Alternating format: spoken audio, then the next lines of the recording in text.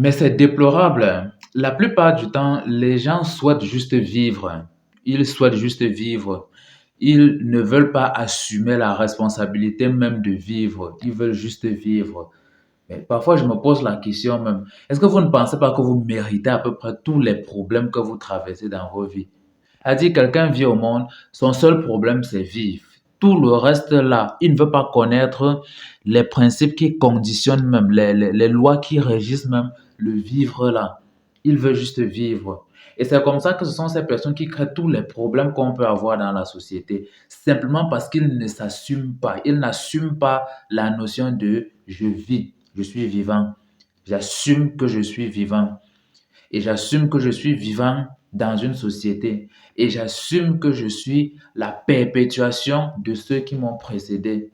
Et quand on dit j'assume, je peux vous assurer que cette notion est tellement vaste que ça vous donne une hygiène de vie que quand vous suivez, vous ne vous plaignez pas vraiment. Vous assumez votre vie et vous allez même plus facilement vers vos objectifs, vers quelque chose de beaucoup plus honorable pour vous, de beaucoup plus libre, qui vous donne beaucoup plus accès à une forme de liberté. Vous êtes plus libre de vivre à ce moment-là.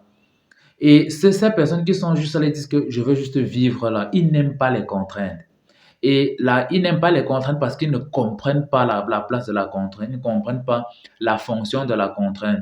La meilleure liberté s'acquiert dans la contrainte. Et la contrainte ne s'acquiert qu'à partir du moment où on l'a comprise réellement. Je prends un exemple simple et banal.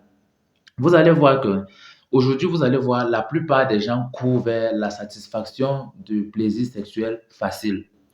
Tous veulent niquer, tous veulent entrer quelque part et libérer ce qu'il faut libérer. Tous veulent se séparer de cette tension qui habituellement est appelée, reconnue sous le nom de l'envie ou du besoin sexuel.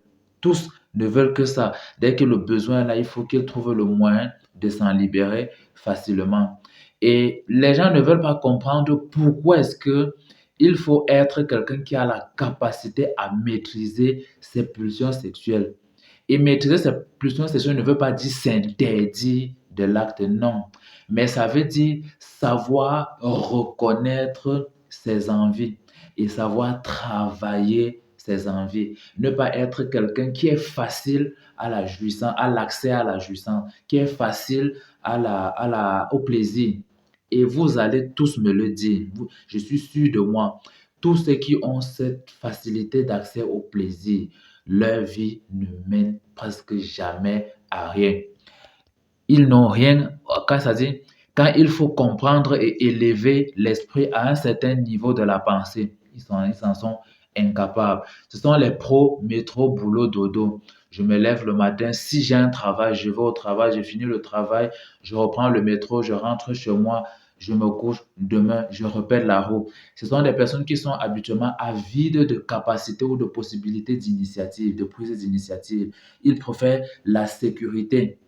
Et la sécurité, c'est quoi? C'est le fait que le besoin le plus facilement acquérable, ils tendent vers cela. Et qui derrière, le stress qui peut être perpétué sur une période bien déterminée pour un moment, afin d'être donc dans ce qu'on va appeler la jouissance méritée. La jouissance méritée.